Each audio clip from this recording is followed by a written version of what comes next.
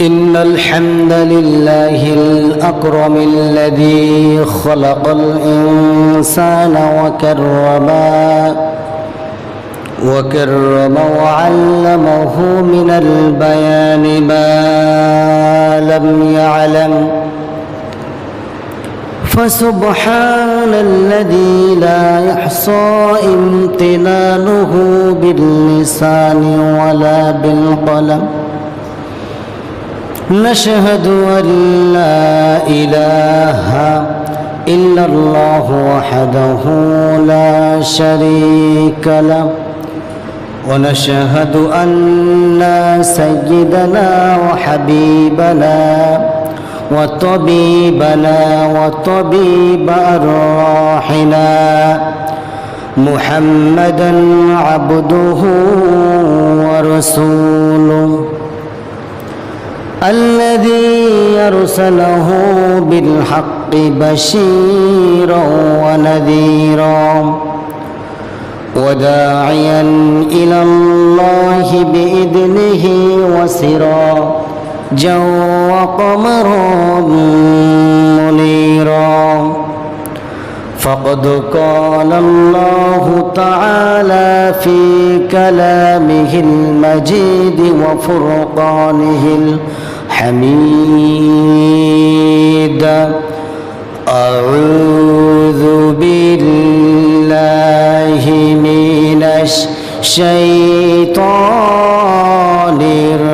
الرجيم بسم الله الرحمن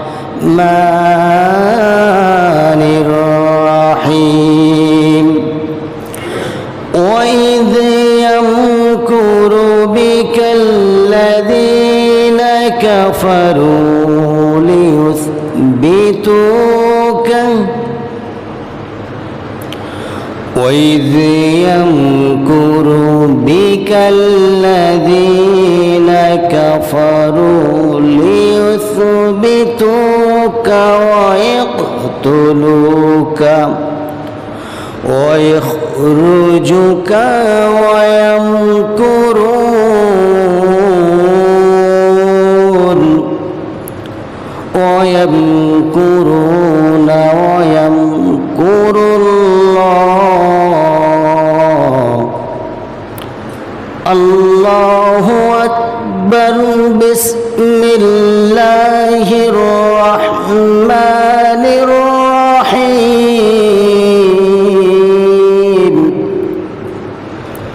إن الله وملائكته يصلون على النبي يا أيها الذين آمنوا صلوا عليه وسلموا تسليما اللهم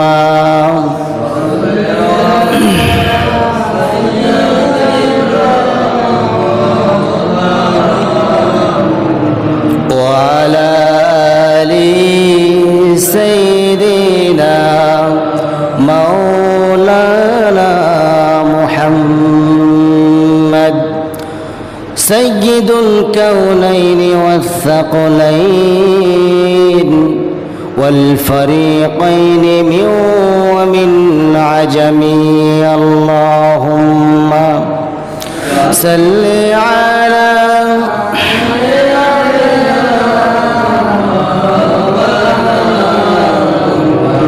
وعلى آل مولانا محمد সবাই বলুন বালাগল উলা বিকামালিহি কাশাফাত তুজা বিজামালিহি হাসনাত জামিউ খিসালিহি সাল্লু আলাইহি ওয়া আলিহি সিরাজুল মিল্লাতা তুমহি فخر دو عالم दिलबारे मौला हो शरीफुल अंबिया नस्हा कुल अदियान दे घर हो बलगन उला बिकमालिही कशाफत दुजा बिजमालिही हसनत जमीअ खिसालिही सल्लु अलैहि वालिही।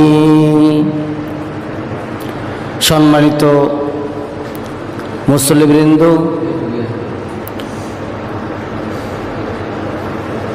দূরে ও কাছের স্থান থেকে ছুটে আসা আগত দিন ইসলামের নরসরদুল বীর মুজাহিদ, আমার প্রাণ প্রিয় সম্মানিত দিনী ভাইরা, আলোচনার সূচনায় আনুষ্ঠানিকতার মধ্য দিয়া আমার পক্ষ থেকে হৃদয় নিংড়ানো প্রাণ উজাড় করানো সালাম, আসসালামু আলাইকুম রহমতুল্লাহি ওয়া বারাকাতুহু।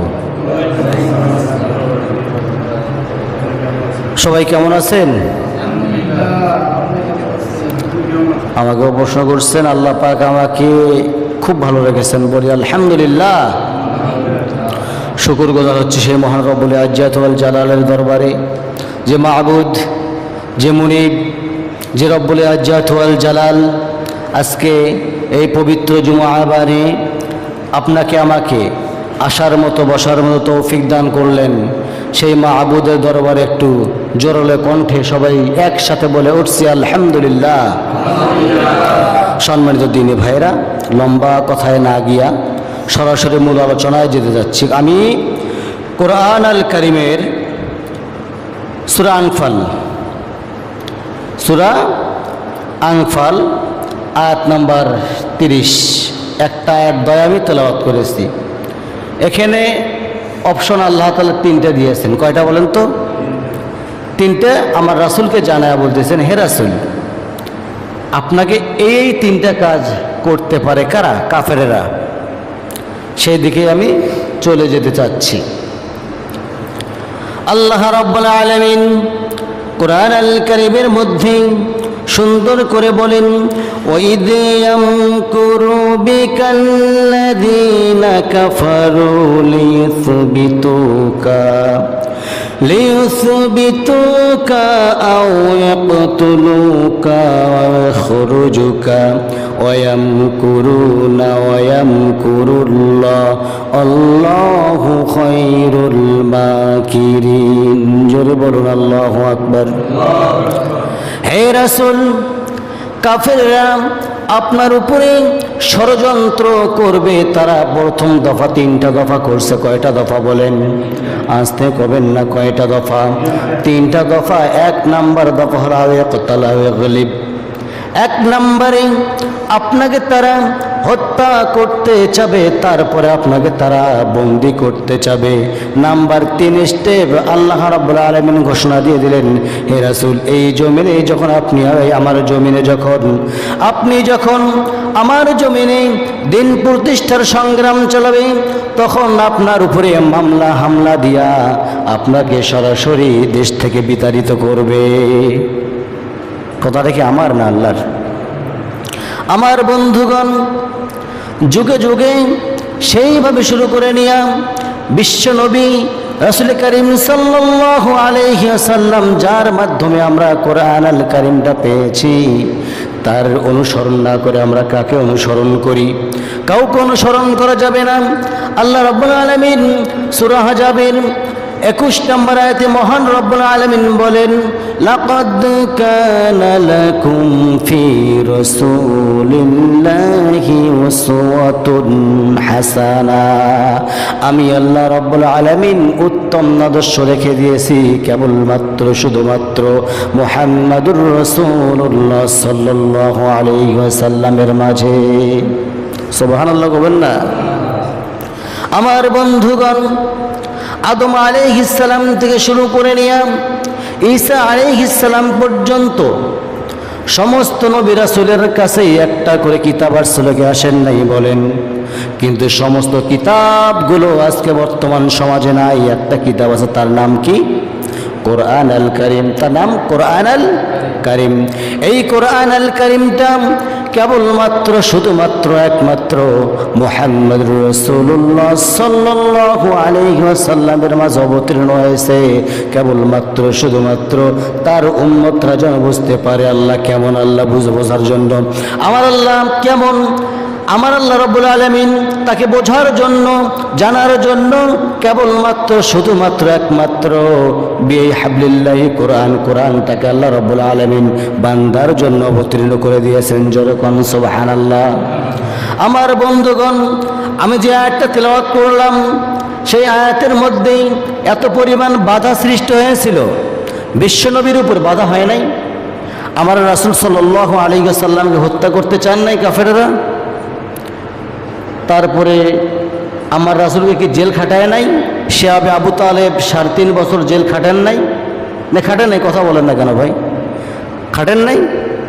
আমার রাসূল সাল্লাল্লাহু আলাইহি ওয়াসাল্লাম মক্কা থেকে মদিনায় হিজরত করেন নাই? তাহলে আপনারা আমার করা লাগবে কি লাগবে না বলেন তো? হিজরত যে বান্দা করার আলটিমেটাম ভিতরে নেবে না, সে বুঝতে হবে আমার ভিতরে সমস্যা আছে। আমার বন্ধুগণ, যুগে যুগে সাহাবা একরাম থেকে শুরু করে নিয়ে সমস্ত সাহাবা একরামগুলো কিন্তু যারা প্রথম ইসলাম গ্রহণ করে তারা এত পরিমাণ মার খেয়েছে, কিন্তু মার খাওয়ার পরও একটা মিনিটের জন্য, একটা সেকেন্ডের জন্য আমার আল্লাহকে তারা ভুলে যান নাই। হযরত বেলাল রাদিয়াল্লাহু তাআলা আনহু, তাকে যখন তপ্ত বালুর মধ্যে উমাইয়া যখন তপ্ত বালুর মধ্যে যখন চিৎ করে শোয়া, যখন বুকের মধ্যে মস্ত জনের মস্ত বড় পাথর যখন হযরত বেলাল রাদিয়াল্লাহু তাআলা আনহুর বুকের মধ্যে চাপায়া দিয়ে বলতেছে, ওরে বেলাল, তোর উপর নির্যাতন করার একটাই কারণ, সেই কারণটা হলো কেবলমাত্র শুধুমাত্র তুই মুহাম্মদের ইসলাম গ্রহণ করেছিস। ইসলামটা যদি ছেড়ে দিস, তোর উপর সমস্ত নির্যাতনগুলো আমরা বরখাস্ত করে দেব। হযরত বেলাল রাদিয়াল্লাহু তাআলা আনহু তিনি এক পর্যায়ে বললেন, ওরে উমাইয়া, ওরে কাফের দলের লোকেরা, তোমরা যদি আমার কলিজাও ভেদ করে ফেলো, কলিজাও ছিঁড়ে নিয়ে নাও, আল্লাহর যে কালিমা লিপন করেছি আমি আমার কলিজার ভিতরে, এক বিন্দু পরিমাণ কালিমার ভিতর থেকে আমি আল্লাহ রাব্বুল আলামিনের পক্ষ থেকে কালিমা যে আমি পড়েছি, এক বিন্দু পরিমাণ তোমরা আমাকে কালিমার লিপন থেকে সরাতে পারবে না, কারণ আমার দিলের ভিতরে আমি বেলাল কালিমা অঙ্কন করে নিয়েছি। জোরে কোন সুবহানাল্লাহ। আমার বন্ধুগণ, এক পর্যায়ে হযরত বেলাল রাদিয়াল্লাহু তাআলা আনহুকে এত পরিমাণ মার শুরু করে দিলেন, মারতে মারতে বেহুশ হয়ে যায়, একবার হুঁশ হয়ে যায়, একবার বেহুশ হয়ে যায়, কিন্তু তিনি শুধু বলেন একবার এক কথাই তিনি বলে দেন, আমার আল্লাহর নামটা যেন আমার দিলের ভিতর থেকে না সরে যায়। যখন আল্লাহ বলেন, যখন আল্লাহ বলতে থাকেন, উনি শুধু বলছেন কুল হুয়াল্লাহু আহাদুল্লাহুস সামাদ লাম ইয়ালিদ ওয়া লাম ইউলাদ ওয়া লাম ইয়াকুল লাহু কুফুয়ান আহাদ। উনি এই সূরাটা পাঠ করতেছিলেন, এমন সময় আমার বন্ধুগণ ভালো করে মনোযোগ দিয়ে শোনার চেষ্টা করুন, একটু সময় দেবেন আমাকে, কারণ এই যে ঘড়ির কাঁটাটা কোন পাশে করে আমি বুঝতে পারি না। হযরত বেলাল রাদিয়াল্লাহু তাআলা আনহু তাকে এক পর্যায়ে যখন কন্ট্রোল করা যাচ্ছে না, তার জিহ্বাটা টেনে উমাইয়া কি করলেন, জিহ্বাটা টেনে বের করলেন। জিহ্বাটা টেনে বের করে এক পর্যায়ে বাবলা গাছের কাঁটা জিহ্বার মধ্যে ঢুকাইয়া দিয়েছেন। জিহ্বার মধ্যে যখন বাবলা গাছের কাঁটা যখন ঢুকাইয়া দিয়েছেন, ফিনকে দিয়ে রক্ত বের হয়েছে। আর বলতেছে, উমাইয়া বলতেছে, ওরে বেলাল, এখন তুই কেমনে আল্লাহর নামটা নিবে নে দেখি। ইশারা দিয়ে বলতেছে, আল্লাহ আহাদ, আল্লাহ আহাদ, আল্লাহ আহাদ। এই শব্দটা বলতেছেন। এত পরিমাণ নির্যাতন সহ্য করার পরেও হযরতে বেলাল রাদিয়াল্লাহু তাআলা আনহু কালিমার দৃষ্টিকোণ থেকে এক বিন্দু পরিমাণ সরে যায় নাই। আমার বন্ধুগণ, একটু এদিকে চলে আসি, শর্ট সময়ের মধ্যে হয় না আলোচনা, আমি সংক্ষিপ্তভাবে আপনাদেরকে বোঝানোর চেষ্টা করতেছি, একটু বুঝে যাবেন। আমাদের মধ্যে চারজন যে ইমাম ছিলেন, ইমামে আজম আবু হানিফা রহমতুল্লাহি আলাইহি, তিনি বলেন তো কোথায় মারা গেছেন? কেউ কি বলতে পারবেন? ইমাম আজম আবু হানিফা রহমতুল্লাহি আলাইহি তারা একটা ছোট্ট দৃষ্টান্ত দেই, শুনবেন? ছোট্ট একটা দৃষ্টান্ত দিতে যাচ্ছে আমি। ইমাম আজম আবু হানিফার বয়স যখন 10 বছর, যখন 10 বছর, খুব বুড়ো মানুষ তো নাকি, 10 বছর বাচ্চার খুব বুড়ো মানুষ। ওই সময়ের মধ্যেই কাফের মুশরিকেরা একটা সম্মেলন করলো। সেই সম্মেলনের মধ্যে এক পর্যায়ে অসংখ্য আলেম ওলামা ছিল। সেই সম্মেলনের মধ্যে আলেম ওলামাদেরকে প্রশ্ন থ্রো করা হলো। এই প্রশ্নগুলো যদি তোমরা মুসলমান জাতি উত্তর দিতে পারো, তাহলে তোমাদের মুসলমান জাতির মধ্যে আমরা অনুতপ্ত হয়ে আমরা ইসলাম ধর্ম গ্রহণ করব। 5টা প্রশ্ন, 4 থেকে 5টা প্রশ্ন করেছিল। 4 থেকে 5টা প্রশ্ন করার পরে কিন্তু কেউ জবাব দিতে পারেন নাই। এমন সময় আবু হানিফার কানের মধ্যে সংবাদটা চলে গেল। যে কি সংবাদ চলে গেল?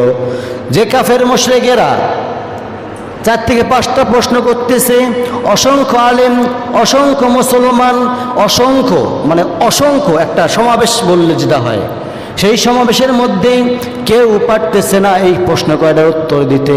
এমন সময় ওই ছোট্ট বাচ্চা 10 বছর যখন বয়স, তখন এই আবু হানিফা রহমতুল্লাহি আলাইহি তার 1 লক্ষ হাদিস মুখস্থ হয়েছিল। জোরে কোন সুবহানাল্লাহ।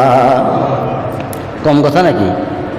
1 লক্ষ হাদিস মুখস্থ 10 বছর বয়স যখন বয়স,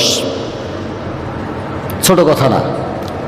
হযরত আবু হানিফা রহমতুল্লাহি আলাইহি তিনি চলে আসলেন, দৌড় মেরে চলে আসলেন সমাবেশের মধ্যে।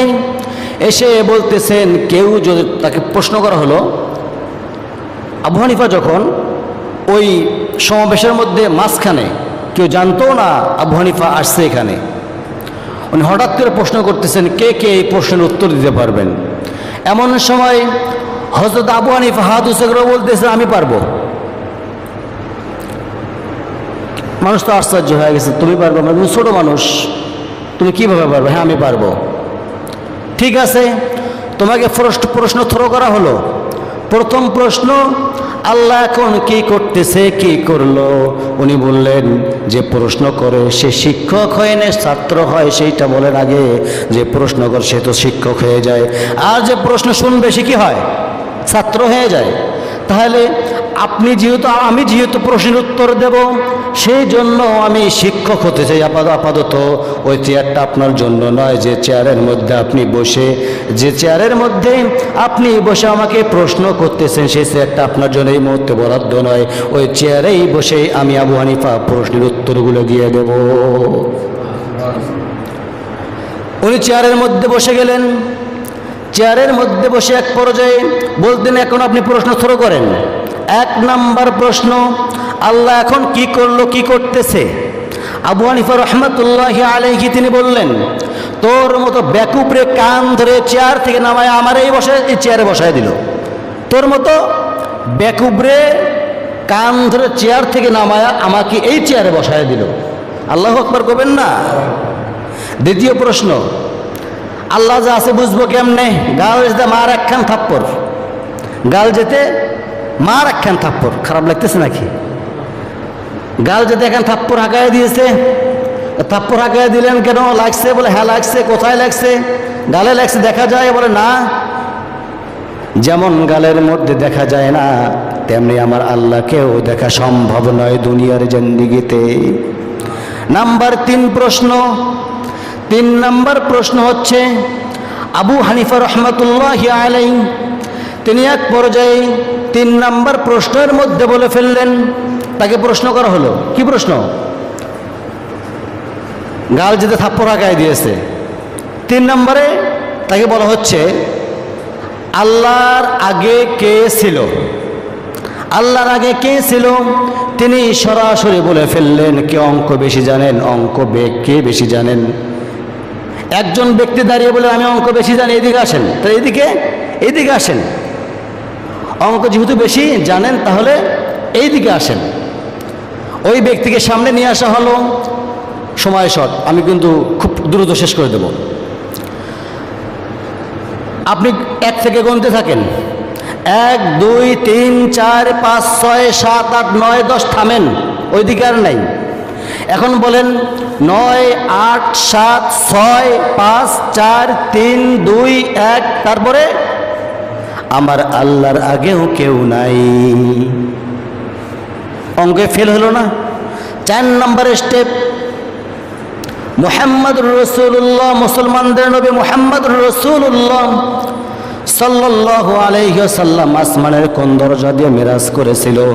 তিনি বলে ফেললেন, আসমানের কোন দরজা দিয়ে মেরাজ করেছিল? সেই প্রশ্ন সাধারণ প্রশ্ন, ডিম নিয়ে আসো, একটা ডিম নিয়ে আসো। এই ডিমটা কোন পর্যায়ে পাওয়া যায়? 18 দিনের মধ্যে ফুটে বের হয়। কোন পর্যায়ে হাঁসের ডিম হলে কি হয়?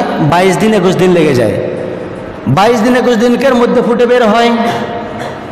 আমার বন্ধুগণ, আল্লাহ রাব্বুল আলামিন এই ডিম যেমন মাথা দিয়ে ঠোকা মারে, ঠোঁট দিয়ে যখন ঠোকা মারে, ঠোকা মারার সঙ্গে সঙ্গে তখন ওই ডিমটা কোন বাসে বাচ্চার ডিম ফেটে বের হয়। আমার আল্লাহ রাব্বুল আলামিন তার হাবিবকে কোন আসমানের দরজা ফুটে করে নিয়ে গিয়েছেন, আল্লাহ রাব্বুল আলামিন এই বেশি ভালো জানেন। 5 নম্বর প্রশ্ন, আল্লাহ তো সব কিছু এত কিছু মনিটরিং করেন কিভাবে? একটা রুমের মধ্যে নিয়ে যাওয়া হলো, রুমের মধ্যে নিয়ে গিয়া একটা মোমবাতি জ্বালানো হলো। মোমবাতি জ্বালায়া তাকে বলা হলো মোমবাতির আলোটা কতদূর পর্যন্ত? হ্যাঁ, গোটা ঘরেই তো ছড়িয়ে পড়ছে। আমার আল্লাহর দৃষ্টিকোণ গোটা দুনিয়া, যেমন ঘরটা একটা দুনিয়া মনে করেন পৃথিবী, আমার আল্লাহ সুবহানাহু ওয়া তাআলার দৃষ্টিভঙ্গি গোটার পৃথিবী। আল্লাহু আকবার করবেন না?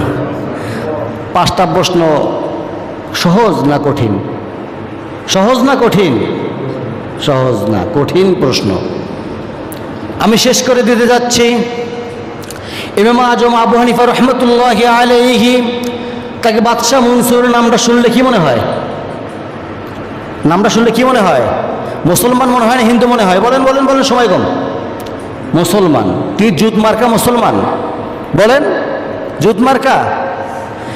বাদশাহ মনসুর করলেন কি, এক পর্যায়ে আবু হানিফাকে ধরে ফেললেন, ধরে ফেলে বলতেছেন, ওরে আবু হানিফা, তোকে আমি চিফ জাস্টিস বানাইয়া দেব, তোকে আমি ক্ষমতা দেব, অনেক কিছু দিয়ে দেব, তবু আমার আইনটা তুই মেনে নে। আবু হানিফা বলতেছেন, জীবন যাবে, আমি বাতিল শক্তির কাছে মাথা নত করব না। বাতিল শক্তির কাছে মাথা নত করেছিলেন আবু হানিফা। এক পর্যায়ে তাকে বিষ প্রয়োগ করে দুনিয়া থেকে বিদায়ী করে দেওয়া হয়েছে। যখন বাতিল শক্তির কাছে মাথা নত করেন না, আবু হানিফা যখন মাথা নত করেন না, তখন এক পর্যায়ে করলেন কি, তাকে ধরে নিয়ে আসা হলো, এক রুমের মধ্যে, একটা কক্ষের মধ্যে, জেলখানার মধ্যে রাখা হলো। জেলখানার মধ্যে রাখার পর অত্যাচার করা শুরু হয়ে গেল। এমন অত্যাচার শুরু হয়ে গেল, অত্যাচার করতে করতে যখন বাতিল শক্তির কাছে মাথা নত করেন না, আবু হানিফার মাকেও ধরে নিয়ে আসা হলো। আবু হানিফার মাকেও ধরে নিয়ে আসা হলো।